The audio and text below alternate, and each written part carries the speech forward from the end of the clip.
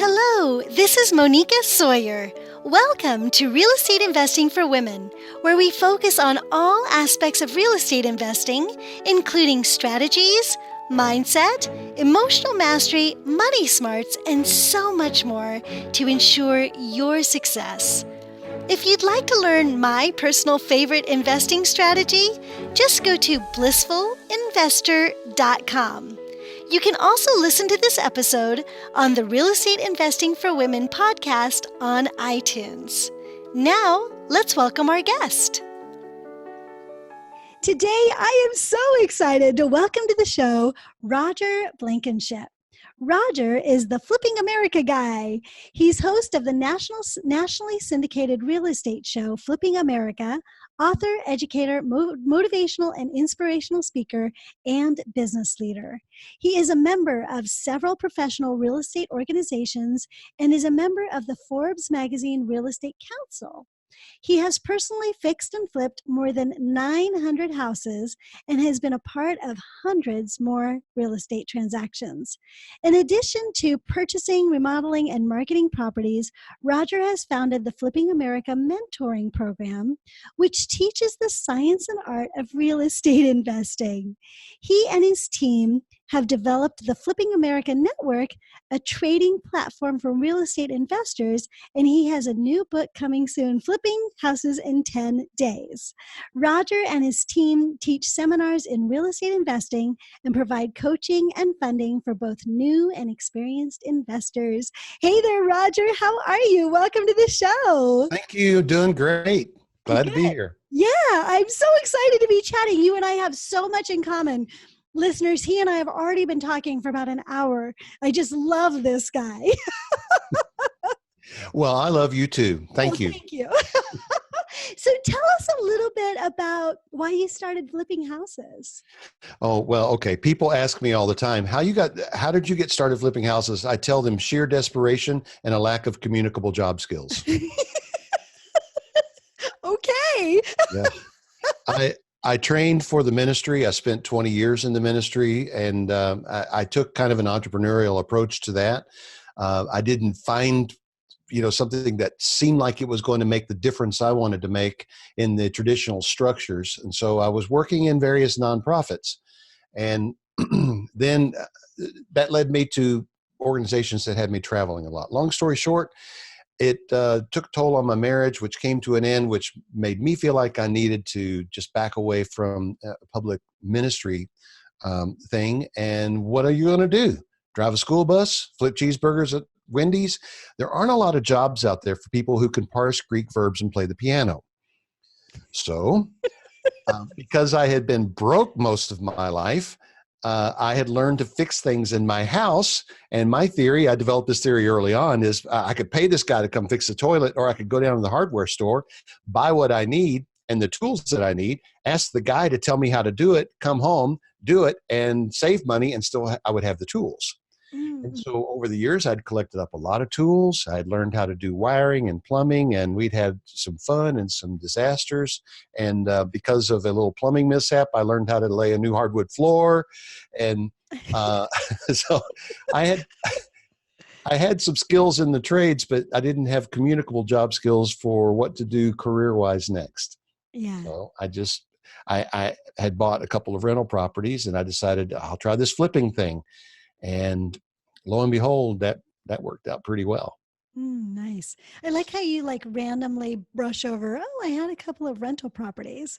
And I want to actually highlight that, because I know so many women who are listening to this are like, I don't know if I can get started. Is this really hard? And you just think about that. He just randomly brushed over, I have a couple of real estate properties. So that's easy. That's the easy piece. And it's not totally easy. I mean, it's certainly a skill in and of itself also. But the point that I'm just trying to make is that real estate is not that hard. We have to get started, right? And rental properties is a really good way to start.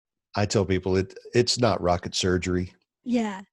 There's nothing really hard about it. There's math involved, but it's basic business math. It's nothing more complicated than stuff you did in the 8th grade. Right.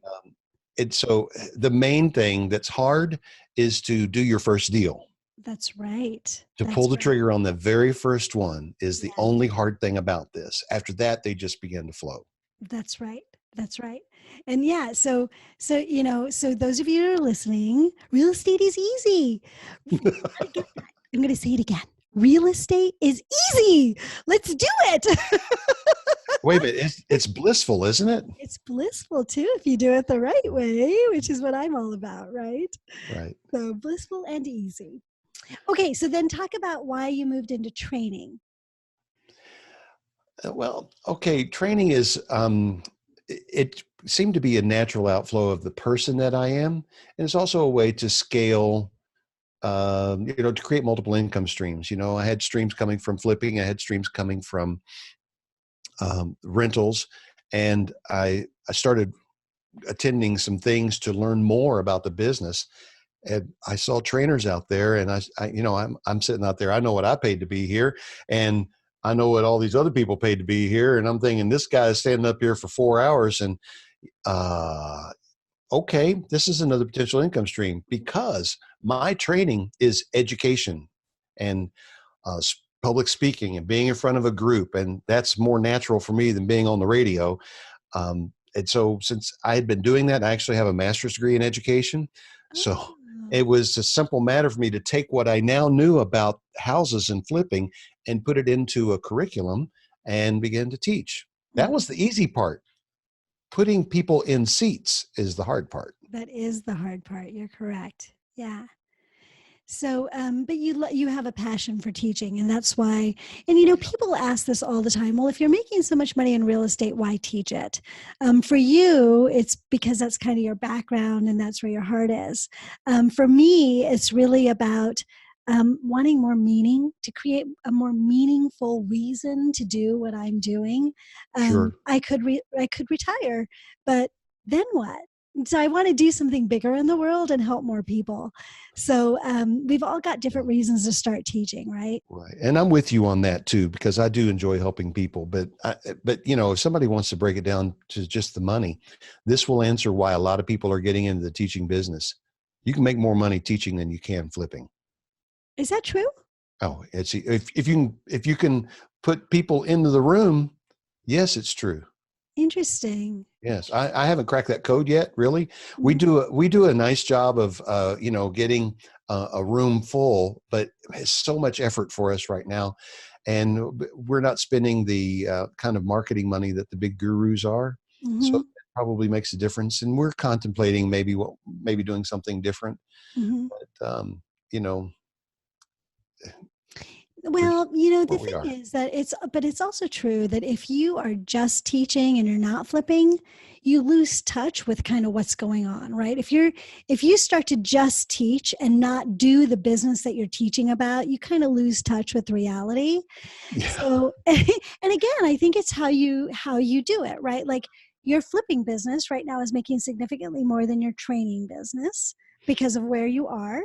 Mhm. That's also true with me. My real estate business is doing a lot more than I've got an event coming up also. I'll be lucky to cut even for that, right? But for me, I'm not so focused on making the money on the other piece. I just kind of want to cut even. So it's not an expensive hobby. But my business really is real estate. And I think it depends on where we focus. And I think the danger is that there's so many gurus that we talk about out there that are teaching that are not doing it, right? They're Oh, not yeah. still really involved in real estate. I Instead, could take you one it's further. working. Yeah, tell me. There are so many gurus out there that aren't even doing the teaching anymore. They're paying for the commercials, but you go to, you hear this guy who was on TV or something advertising for his thing, and you go to the thing, he's not there. He Mhm. hasn't been to one of his own events in years. You're not going to That's get to right. meet that guy. Instead of meeting the guy that you saw on TV, you're meeting somebody that he has hired who got hired because he is a great salesperson, Mhm. knows all the neural linguistic programming techniques to get you to run to the back of the room to sign up for that next $2,000 or $20,000 course. Yeah. That's what it's Yeah. all And that's why for me, like when I actually do kind of what do you say, recommend about. some of the people that are actually on my show, because once I've had them on my show, if I really enjoy the conversation, I'll vet them. So I'll go and find out what is it that they do really. Do they have successful clients? Are they successful themselves? Do they do what they say they're doing? And then if they kind of pan out for me, then I can recommend them to my audience. And then at least my audience has a little bit more of an idea out of the 100 people that they can pick from, that this is somebody that at least Monica trusts and has done some vetting for, Yes, I you like know? that. Yeah. Yeah. So it's a little bit of a service for people too, to be able to pick out from the gurus who might actually help you to create success, right? So Right. and I always want someone who's out there, who's doing it still, who's been through several different cycles in the market, so they know pain as well as glory, so that they can teach really, really well no matter what's going on, you know? Yeah. Yeah. And I have backed off on my volume a little bit since we started teaching. And each year, what we're doing with our events and the teaching grows a little bit. Hmm. And the volume goes down a little bit. But, so far this year, we've bought 36 houses. So Okay. we're still doing some things. Yeah. Yeah. Still in the business for sure. So tell me what the real estate business has taught you. What have you learned? What are some of your lessons? Oh, wow. There are so many, of course. Uh, But I think that some of the biggest lessons I've learned are about human nature. mm, Um, I came into this, ha- I guess I spent 20 years of career in sort of a sheltered bubble. hmm. And although we never had a lot of money, we we lived a comfortable middle class life, and we did okay, and we had nice neighbors and good people, and all of our friends were good people, and most of them I could trust. And to encounter someone that you couldn't trust, it was more of a rarity, more of an exception than the rule. Mm, Then suddenly I'm in this world of real estate where the reality is you really can't trust anybody. And the pendulum swung all the way to the other end for a little while. And I got to the point where I trusted no one, because when you're very trusting, you won't make the best hiring decisions, whether it's contractors or realtors or whoever. You will believe what people tell you. You won't vet your tenants. You won't put good tenants in your properties. And it doesn't matter what the guru said about this rental property and the numbers. If you don't have a good tenant in there, it's not going to work. yeah. Your Yeah. tenants are the single biggest key to whether your business is blissful or not. I'll just say that. Well, in buy and hold, yes, I would say if you're flipping, your contractor may be the biggest key. That's true. I'll And agree I with had you problems with both of those. on And I've always done well in school, so I figured I can figure this thing out. I know how to fix toilets and wire things, so I'm going to do this stuff myself.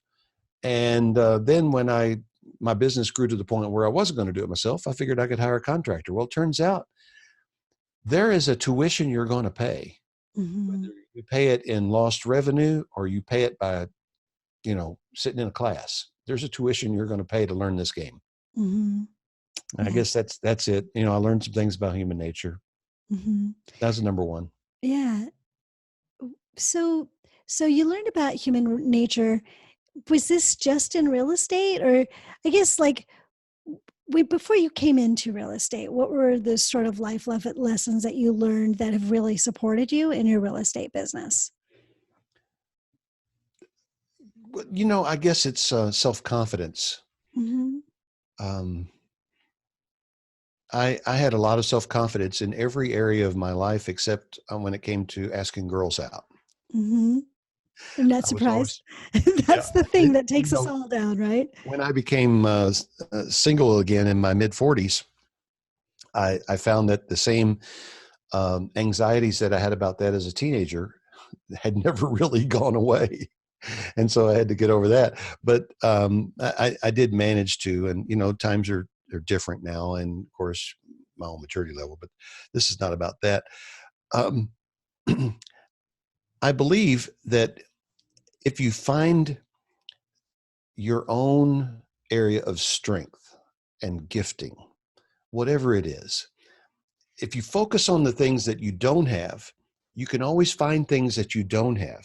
But if you focus on the abilities and the gifts and the things that you do have, that you were blessed with, that you can bring to the table, build your skills around that, build your confidence around that, then that gives you the ability to just step out there and go for it. I I don't know that everyone can be an entrepreneur. I do believe it takes a special blend of risk taking and confidence and a willingness to live without security. Hmm. And I'm not sure I can even point to all the lessons, but probably the show wouldn't be long enough to talk about all of the things that brought me to that point. But I've always been a risk-taking entrepreneur. Hmm. I'm the guy that tried to get airborne on the back of my friend's motorcycle. He weighed 250. I weighed 250. We were, well, no, that's college weight. He weighed 230. I weighed 230. We were on a Honda 350 on our way to basketball practice in high school, and we had a little elevated ramp going up to the railroad track, and we tried to get airborne over that. That's that's not just risk taking. That's stupid. I And was going to also, say, there's oh no way a dear, Honda 350 is going to get airborne with 500 pounds sitting on it. that's so Anyway, funny. but there's always been a little bit of risk taking and a little bit of adventure and that sense of danger. Mhm. And, you know, that can help you get into business. It can also get you in trouble. Yeah. I think the really interesting thing about real estate is that there is room for people in investing, no matter how risk averse they are or how much of an entrepreneur they are. That's Like, I think true. that you can still find really, really safe avenues of investing. Now, safe does not mean danger free. It does not mean that things can't go south. Even in the stock market, things can go south. Things can go south in any kind of investing that you do. But real estate, it's a hard asset. So if you buy Exactly. property, you're much more likely to not suffer loss. You may take more time to get the gains that you want if the market goes bad or whatever, um, but you're not going to suffer as much. And so I think that whether you're an entrepreneurial personality or you're an employee, very much I'm a W 2 type of person and I like to put my money into savings, right? And now you're getting 0.1%, maybe Hmm. 0.01%, right? And so you've decided, oh, you know what? This is not going to pay for my future. I need to be saving a different way. So maybe you're looking at real estate. There's room for Hmm. you in real estate in Yes, there some is. strategy, even if you're really just a kind of saving in the bank type of person. So I that's agree. what I really love about real estate is the variety of options for the variety of personalities that we are, you know? Yeah. Some of the most conservative people in the world of finance are bankers, Hmm. and banks make a good bit, if not most of their money originating loans on real estate. That is exactly true. And That's they where the do it big money because is made. Yeah, they do it because real estate is safe. They also know how to take all of the risk out of it. Mhm. There's, and when you're loaning money, you have less risk than the operator who's out there trying to flip the property. That's right. So, yeah. So you're right. You can be in this even if you have a pretty low tolerance for risk because Mhm. there are safe things you can do in real estate. That's exactly right. And that's what I love about it. So, what would you give as advice to someone starting out? Take the time to get the information you need. um, Educate yourself, invest in yourself, Mhm. and know this. I think I said this earlier before. There is a tuition in this school of real estate or the school of hard Yes, knocks. You're going to pay for it one way or the other, but begin by just availing yourself of all of the free resources that are out there. So many things that you can do, so many places you can go, and listen until you hear the same kinds of things being said in multiple sources. If someone comes to you and says, I've got this brand new way and you're going to be, riding this yacht in 6 months, there's no brand new way. There's no secret technique. Um, since they invented writing about 4,000 years ago, and I think a month later, somebody wrote down the details of a real estate transaction. 6 weeks after that, the first property was flipped. As long as they've been writing, they've been investing in real estate and flipping. There's nothing new under the sun. that's Uh, right. So there's get as much information as you can. If it's old or outdated, don't worry. There are principles behind it that can apply in any market. Tap into Monica's show, listen to my show, and get the information. Then the next thing I would say, wait, you just asked for one thing? No, I love that. But I just want to highlight something really quickly. Okay. Because you've said something that nobody else has said on this show. Oh. And that is, keep listening until you hear something a few times.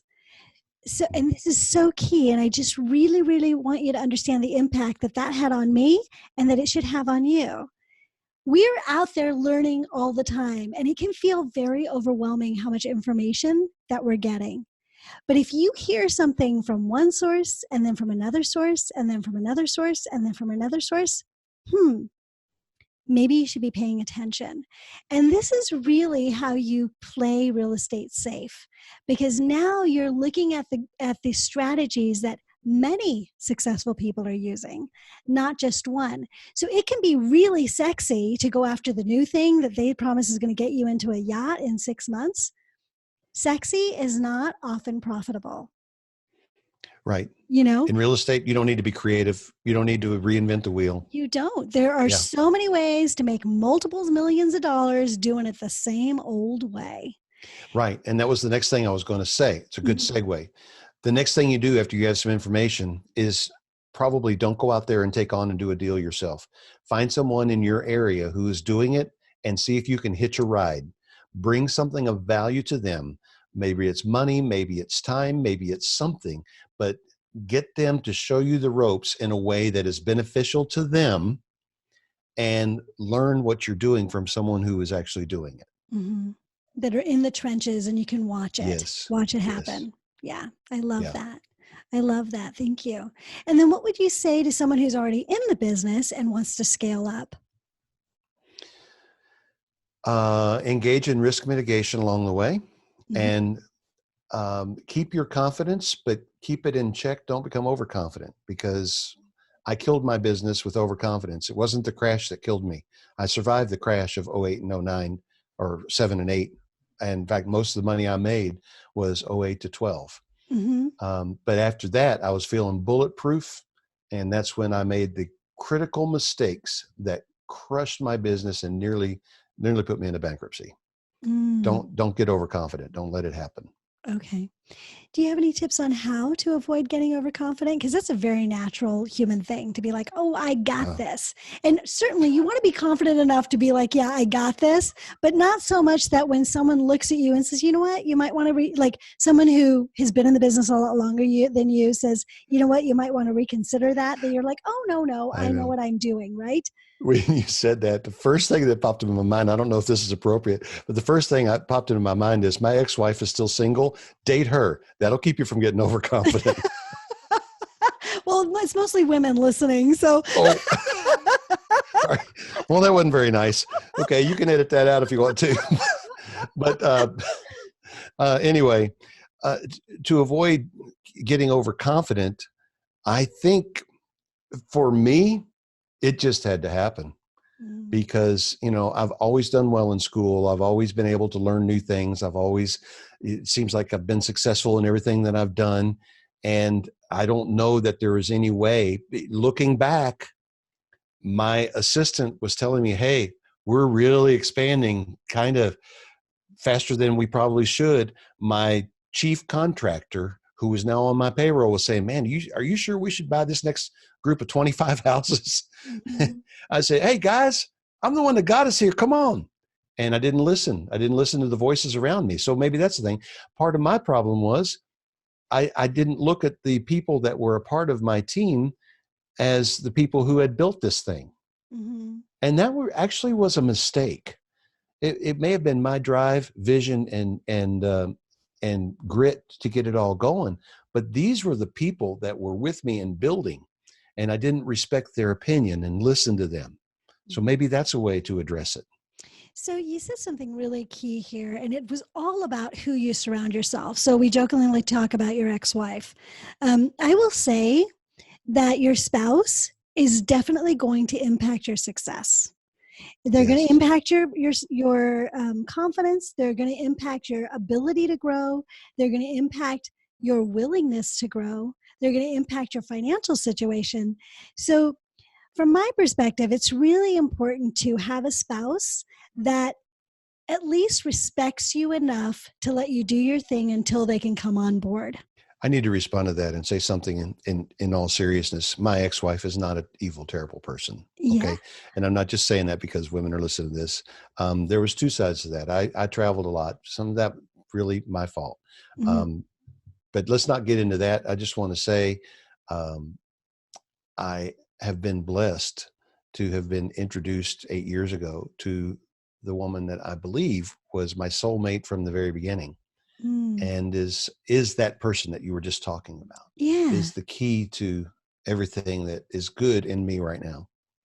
Yeah. And I think that our spouses, um, whether they're an ex-spouse or a spouse, they're going to have impacted us. Hmm. So it's women listening to this show. And there are a lot of women that could say the exact same thing about their ex-husbands that you just said about your ex-wife. So, and all of us know there's nothing is all good and all bad, right? If we Right. really take an honest look at it, and maybe they don't want to believe me in this moment, right? But there's no all good and all bad. So, but what is really, really important is that we remember that our spouses are going to have a huge impact on the way that our life works out, and that includes our investing. So then the next piece is that's what's going on in our home. But what's going on in our business with the people, again, is going to have a huge impact. And this is one thing that I say on this show all the time. So many people approach real estate as if it's a numbers game, which it is. But the truth is, real estate is really a people game. That's where you really make the money and create success, is by the team you build around you, by your ability to inspire others to do things blissfully, right? So your tenants, your contractors, your handyman, your mortgage broker, your real estate agent, the whole team, your lawyer, your title company, everybody, right? There's so many people involved. And so real estate, we do the numbers to see whether a deal will work. But that's only the very first piece. After that, it's a people game. And so if you're not respecting the people around you, you're doing yourself a disservice. So it's really interesting that you say you should have been paying attention and listening. Now, we are the lead in our own business. We don't want people bringing us down, but it's very definitely a balancing point. If you Hmm. have people in your business that are really, really good at what they do, listen to what they're saying, even if you don't agree with them, right? Because all of those resources are resources that can help you to continue to succeed, so you don't crash and burn because you get overconfident, but also that will help you to succeed, right? They'll give you advice along the way that you maybe hadn't even thought of, you know? So they're resources in all sorts of different kinds of way, Oh right? yeah, definitely agree. Yeah. Yeah, I'm sitting here nodding. I know you should be saying something. Yes. Amen. Keep it going. Awesome. So I want to talk about much more stuff, and we're going to do that in the extra portion of the show. But before we move into that, could you tell my audience where they can reach you, Roger? Sure. My name is Roger Blankenship. My website is rogerblankenship.com. Okay, Pretty easy. great, great, great, great. And And if anybody has questions, they can just send the emails to questions@rogerblankenship.com. perfect, awesome. And I'll put that URL in the show notes. And Okay. then you have a free gift for my audience. Why don't you tell them about that? I do. The name of it's a little ebook that I just finished up, and it's it's going to be in the Amazon Kindle store. But the name of the book is "Fantastic Deals and Where to Find Them." A little homage to Harry Potter, but Yay! you know, there are a lot of people out there investing in real estate now, and there's a lot of competition for every good-looking deal. And so people come to me, they have now for a couple of years, say, where can I find a good deal? Mhm. And I'm telling you, there are plenty of deals out there. You just have to know how to look for them. I personally have between 10 and 15,000 properties in my inbox every week because of the techniques that I use and describe in this little booklet. Wow, that's amazing. Yeah. It's more than I can look at. Yeah, I'm going to take a look. That sounds awesome. All right. And the URL for that is flippingamericablissfully.com. So just go to that. It's flippingamericablissfully.com, and then you can get that free ebook. Okay, so are you ready for our 3 rapid fire questions? I'm ready. Okay, so Roger, tell us one super tip on getting started in real estate investing. Get the knowledge about the numbers. Okay, and then tell us one strategy on being successful in real estate investing. Take the leap and do the first deal. I love that. And then what is one daily practice that you would say contributes to your personal success? Morning routine. Whatever it's probably a group of different things that you do, but a morning routine it's key. I don't care if you get up late. I don't care if you get up early. Whatever you do the same thing every morning to get yourself ready for your day. Get that routine. Start the day right, and the rest of the day will be right. I love that. I love that. We actually had Hal Elrod on the show talking about the miracle morning. And I wrote a book called Choose Bliss. And that's one of the very first bliss strategies that I talk about is setting your day up for bliss. Because if you don't do it, you're at the mercy of what happens in your day, right? Yep. So that's really awesome. Thank you. This has been so much fun so far. Thank you for all that you've shared. You're welcome. And ladies, we are going to move into the extra section after this. And Roger is going to be talking about the best places in the U.S. for flipping and for buying and holding. His company does a lot of statistical analysis in all the markets all across the United States. So we're going to be talking about that in the extra section of the show. So if you are subscribed to Extra, stay tuned for that. If you're not, but would like to be, just go to realestateinvestingforwomenextra.com and you can sign up there. And if you're leaving Roger and I now, thank you so much for joining us for this portion of the show. I look forward to seeing you next time. And until then, remember, goals without action are just dreams. So get out there, take action, and create the life your heart deeply desires. I'll see you next time. Bye. I hope you enjoyed today's show. If you'd like to download my favorite investing strategy, just go to blissfulinvestor.com. See you next time.